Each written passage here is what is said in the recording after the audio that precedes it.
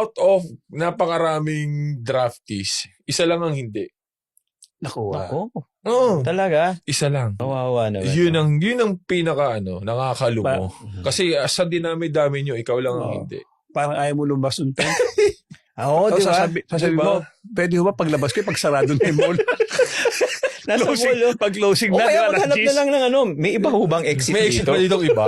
Pero before okay kasi nakatago kayo Yes, eh. Nakatago. oo. Ngayon, nandun na kayo Exposed kasama eh, sa diba? crowd eh. Oo. So alam mo na Medyo kung sino. mahirap kung sino napili. Kaya pala sabi ng isang player doon sa tabi may mga bayong na may butas. Pag hindi ka napili, so may bayong na may butas. Lakad ka palabas. para hindi makilala, no? Hulaan nyo ako. Sino?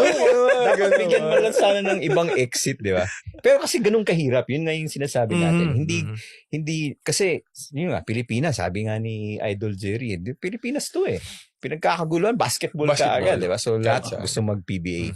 Pero ngayon, meron ng ibang, may ibang outlet na, may ibang platform na. May volleyball naman yun eh. Tsaka hindi lang PBA yung